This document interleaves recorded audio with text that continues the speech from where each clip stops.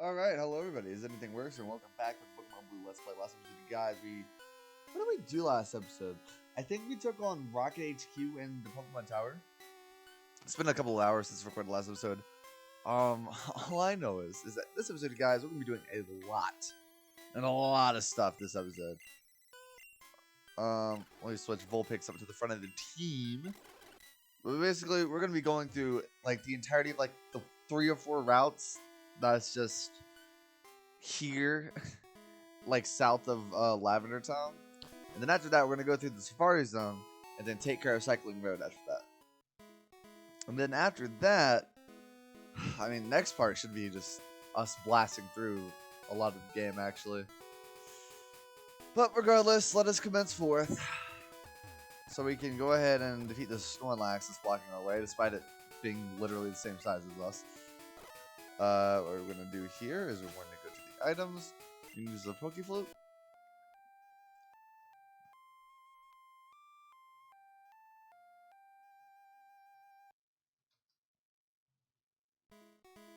Snorlax woke up and attacked with a grumpy rage. How the hell does that shit wake up a Pokemon? That's actually very relaxing scene that would put me to sleep. But anyways, here's Snorlax. You find it at level 30, actually a pretty appropriate level. And instead, I'm just going to run away because I'm not trying to lose a Pokemon to that. Snorlax is a very good Pokemon. I'd actually recommend using it on your team. I'm just not because, I don't know. I like Snorlax is a fantastic Pokemon. I've just never been a fan of using it. Don't know why. I might use it on Fire Red, Leaf Green. Who knows? Spoiler alert. I'm doing every Pokemon game, every main series one anyway, but I digress. Let's go ahead and take care of these self-destructing weirdos. Okay, that was something. This is where you get the Super Rod, so you can get all the best fishing encounters.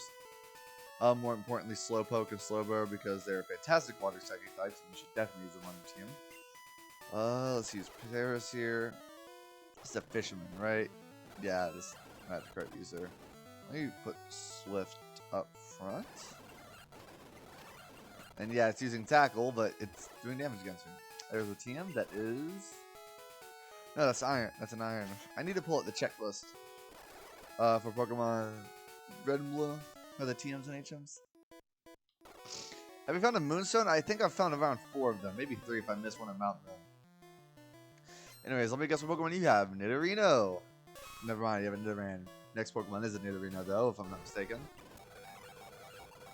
Yes, it is. Alright, we're getting very, very close to getting Flamethrower on our Vulpix here. And I can't wait for that. If I'm not mistaken, there's nothing in here other than grass. I think like, the only new Pokemon you can find here is Fearow. Next out, you can find Ditto and Farfetch in the wild, which is weird. Found a Carbos. Where did she say she found the Carbos? I don't even remember. Let's switch Ikibion here. Ice Beam here, Bite, boom. It's Poliwag. It doesn't have Water Absorb, so I could be using Bumble Bee, but whatever. There's 2 trainers in a row. Jesus Christ.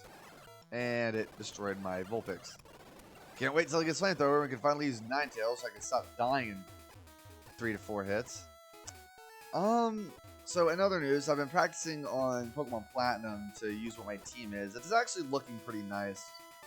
It's going to be a bit of a surprising team because, well, you'll see, but it's going to be a bit of a surprising team when we reach Platinum in a while. But I promise it'll be worth it. It's actually, like, it's working out very well. I'm just bad at not letting my Pokemon faint because I'm so used to the earlier generations, plus Gen 5, where like it's pretty easy to just manage your Pokemon and not have them faint and everything. Platinum is difficult, man. It's probably the most difficult mainline series Pokemon game that's out there. Up there with Black and White too, for sure. Yeah, I mean Emerald has its moments, but it's really not that difficult. It's mostly just a select few gym leaders. You have Watson, Flannery, and Norman.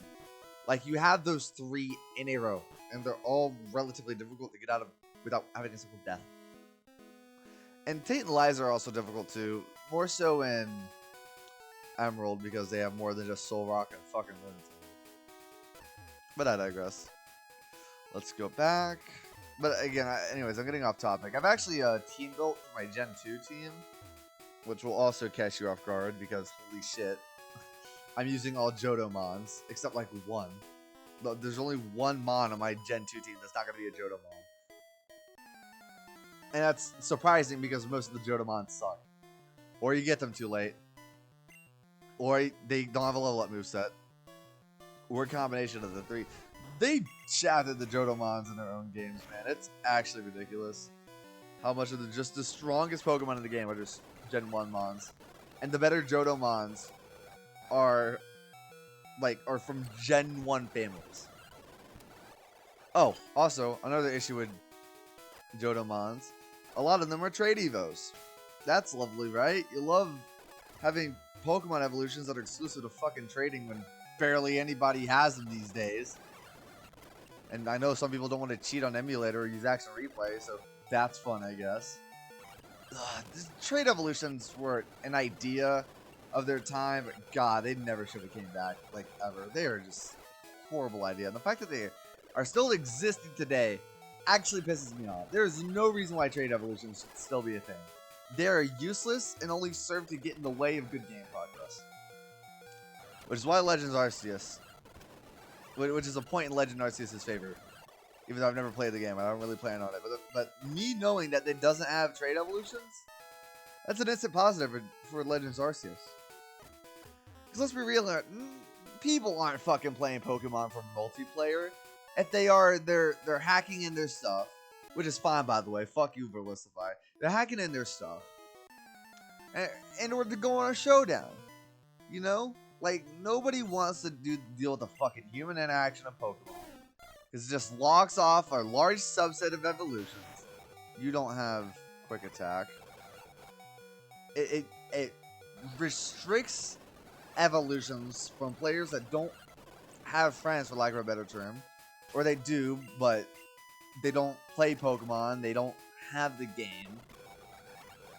You know, all these extra variables. That just restrict the enjoyment. And yet, fucking Game Freak, the Pokemon company, whatever you want to call them, Nintendo maybe, they just want to keep regurgitating the same stale product that was part of so many people's childhoods. Say what you will about Gen 2, and I have a lot to say about that generation. Gen 2 fucking sucks. Alright, it has so many issues. But I still enjoy playing through it more than Sword and Shield, which are objectively better games. How the fuck do you do that? Genuinely. How do you create a product so lifeless and clearly rushed that did not have a strict schedule? They could have delayed the game if they wanted to. It's not like the game was delayed numerous times. It came out on schedule. They just decided to not rush it. In the wise words of Miyamoto, a delayed game is good because, like, the fruits of the labor are finally realized, while a rush game is bad forever because of what it could have been. But now we have game developers. This isn't just Pokemon Company. This is just game developers in general. Regurgitating god-awful products. Lousy excuses for video games. Lousy excuses for video games. So no, we'll just patch it out later. Have all these Gen 1. Having all these Day 1 patches when they shouldn't exist. When a fucking Xbox 360 there weren't Day 1 patches. Why is this suddenly an issue in the 8th generation of consoles? I know why. Because Activision decided to put loot boxes in Advanced Warfare. I'm not even shitting you when I say this is the reason why video games are so bad nowadays. Like, like when it comes to microtransactions, developers are like, oh, we'll just get all of our money from microtransactions. Fuck the actual quality of the game. People want to unlock all this shit, and we're going to put it behind paywalls, because otherwise it's damn near impossible to get. Is Vulpix still up? No, it's not. She's not. But yeah, no. Absolute jokes of video game companies. Like, Nintendo's first party releases aren't like this because Nintendo has a very good track record with first party games and them actually being good products. But back to Pokemon.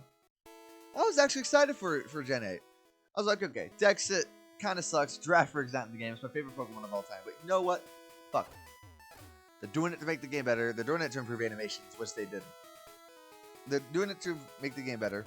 It's gonna have this open world area. I'm not sure how it'll fuck with the balancing, but it's gonna have this open world area. It's gonna be a grand adventure. It seems like they're focusing in on lore and story again, finally. Another PP up. I saw that, I don't know why I checked.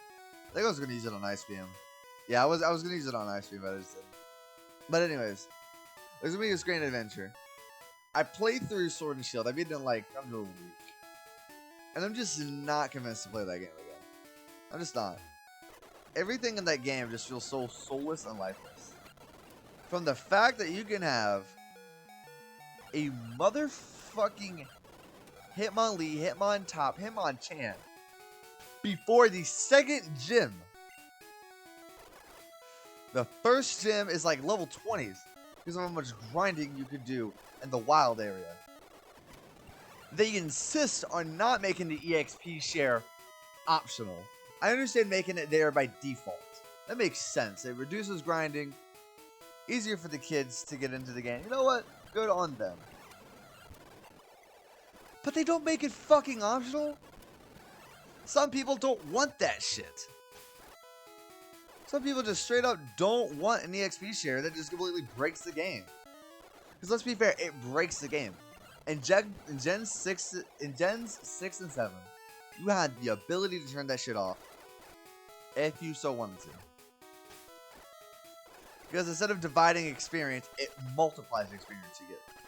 Like the Pokemon that were out initially get 100% of the EXP, 50%, 2% out, etc., etc. You do the math.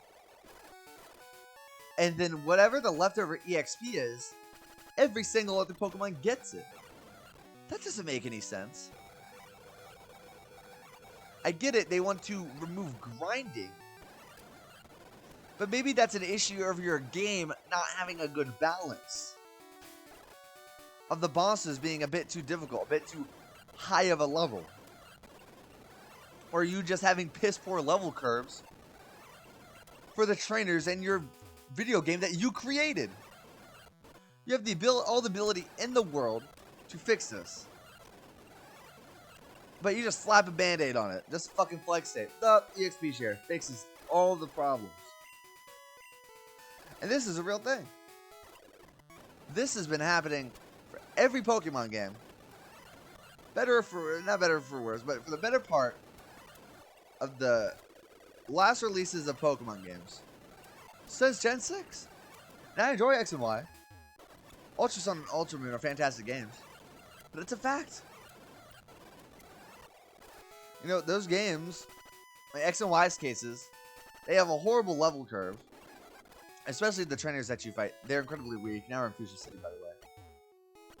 Gen 6 has the Gen 2 problem. Where it's just... the pacing for the first 2 badges is alright. For the first couple of badges is alright. First 3 badges, I say, they're okay. But after that, it's just badge after badge after badge after badge after badge after blah, blah, blah. And then there's just no break in between. So there's barely any Pokemon trainers to fight. And they're usually extremely low level because I want to fucking baby you throughout the journey. Wait, he gives you the EXP all? Okay, the EXP all is exactly what the EXP share should be if you activate it. Where the Pokemon up front gets 50% of the XP is divided among the other team members. But, oh my god. Anyways, it sucks in this game, but... like, if they just sort of improve the EXP off in this game,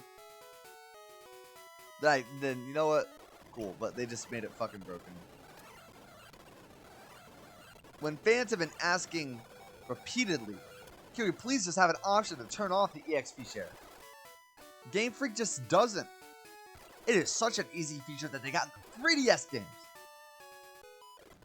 The fact that they can't do it in the fucking Switch games? I mean, seriously? Like, this has to be some sort of joke, right? Like, you're just flanderizing your fan base with a bunch of young little fucking kids.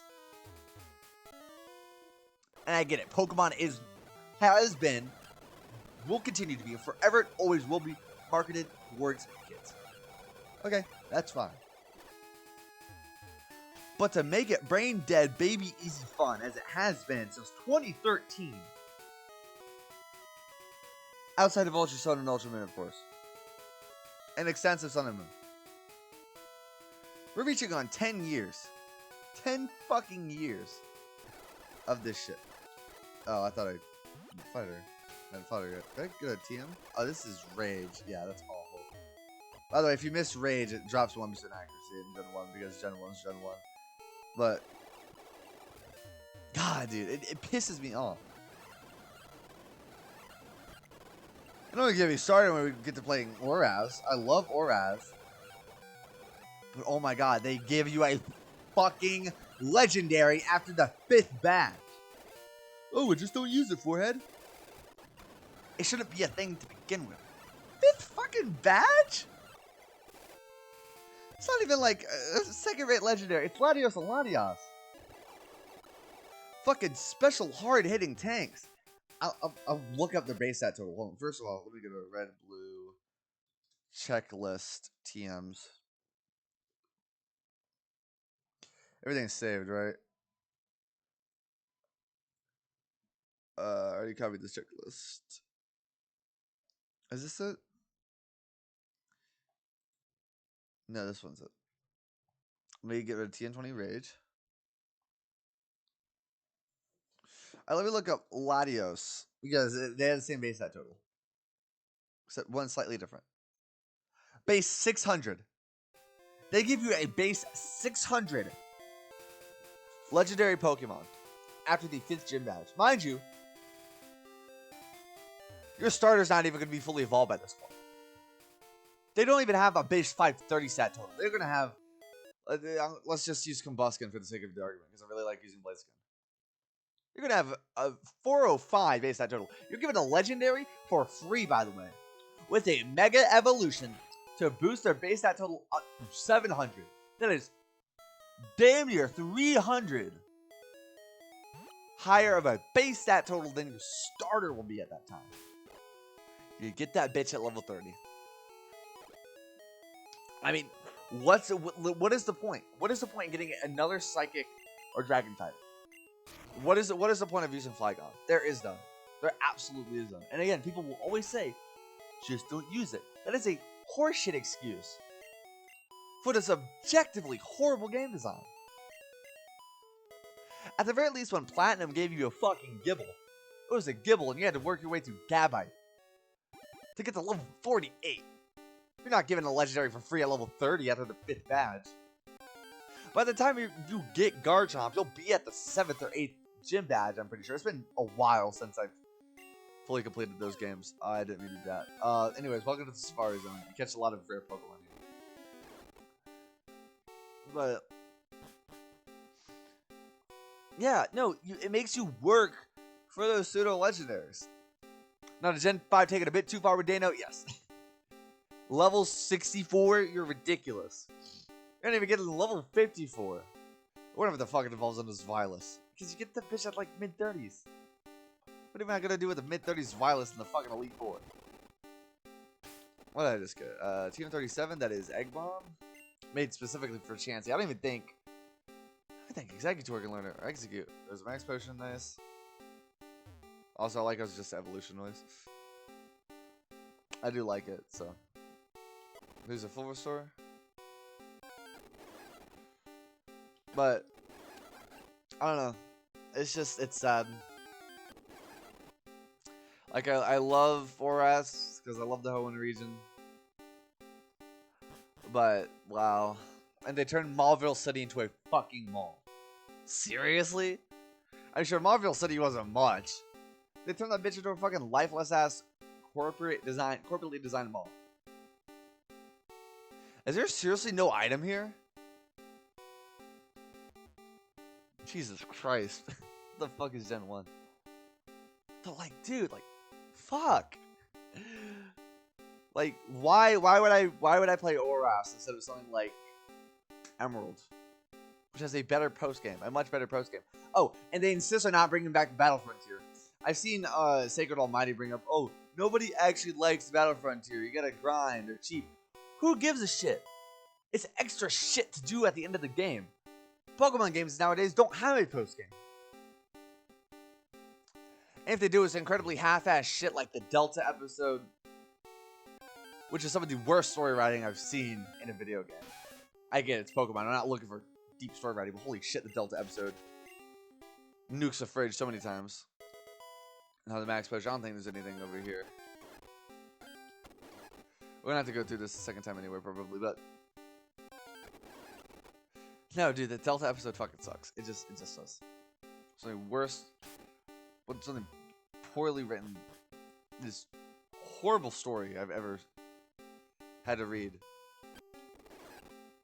It's not even that, oh, like, it's funny bad. It just doesn't make any sense. Like, that shit just does not make any sense. Hold on, let me, TM20, let me sell that. 37, that is Egg Bomb. We're gonna sell that as well. But, again, man, this is a franchise I grew up on. I grew up playing Pokemon Black and White. I remember getting excited for Black and White 2, watching Munching Orange play the Japanese version of the game, all the way up until beating the champion. And I watched him do that same shit again on the English version, plus him doing the post game. You remember the hype for X and Y? How hyped everybody was? Fully fledged 3D Pokemon game. Mega Evolution. You remember Mew 3? You don't get that shit anymore. Didn't mean to do that. You just don't get that shit anymore in Pokemon. You don't get that hype. You don't get that feeling of excitement. I remember specifically going up playing Pokemon Fire Red, Pokemon Emerald on Game Boy on Visual Boy Advance, because I watched Chucker Conroy's Let's Plays of Fire Red and Emerald. Wanting to play those games, but I couldn't because they're on Game Boy Advance, and I found out these things called emulators.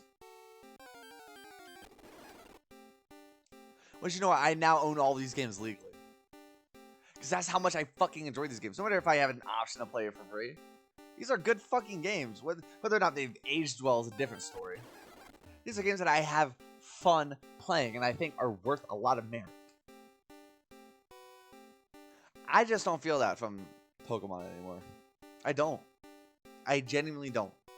Gen 7 was the exception to the rule. Because Gen 7 was really nice. It was a breath of fresh air, even though Z moves sucked. What's GM40? Skull Bash? That's like the one move that everybody taught to their Blastoise, apparently. But I digress. Mark that off the list. I think all these games, one way or another, hold some merit. Even Gen 2. My god, I don't like Gen 2. I'd still rather play that over X and Y. Or Sword and Shield, probably. No, definitely over Sword and Shield. I don't know about X and Y, but no. It sucks. It really fucking sucks, dude. Like, I don't know if I've sounded like I've given up. I think I haven't. And Brilliant Diamond and Shining Pearl were just awful games. 32 is double team. BDSP were just disappointments. They completely fucked everything up for one of the most hyped remasters ever. They found each and every single way to fuck it up. Outside of quality of life changes that come with new generations like fairy types, the XP share which you can't turn off, online functionality, there's Surf, by the way. And now we could teach Surf to our one and only Wartortle if I can get to it. Place Bubble Beam, obviously, and boom. Time's up. Yeah, I got a fantastic haul of fucking items and shit. Alright, let's see here. Now there is Surf. Down here. Going to the Warden's house. But yeah.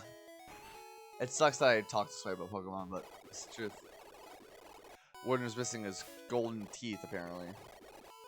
Strength, White Turtle? Wartortle. Alright, teach that in place of a fight. Also, there's no move deleter, so stuck with Surf and Strength. So, I'm happy. I am, don't worry. Under a candy. I'm probably not gonna do cycling road this episode. Just gonna be completely real. I'm probably just not gonna do cycling road this episode. I fought both of these trainers down here, right? Also, I can't use Surf until I beat Coco, by the way. Whoops, I meant to go to the Pokemon, but I sucked that I was really negative this episode, but it was just, I don't know, it was something topical. All because I talked about Gen 2 and its Pokemon sucking. Because you needed trade evolutions. And I somehow got to this area of the video. Gen 2 really is the worst generation. I'm playing, of course, but where am I? Anyways, jokes aside. This is Double Team. So Protein, Iron, Rage, Carbos.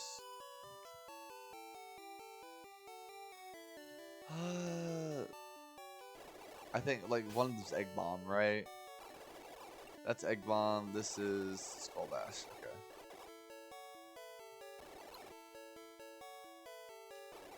God, and I still don't have Ninetales yet. Fuck, dude. I have my fully evolved starter, but that's the one for you.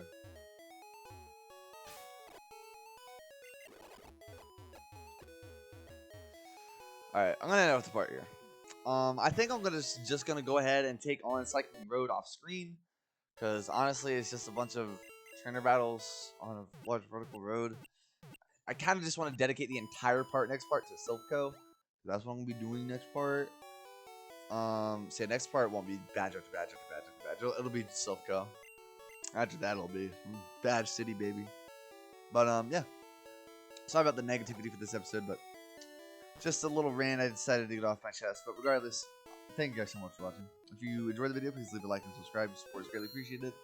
Else more than enough.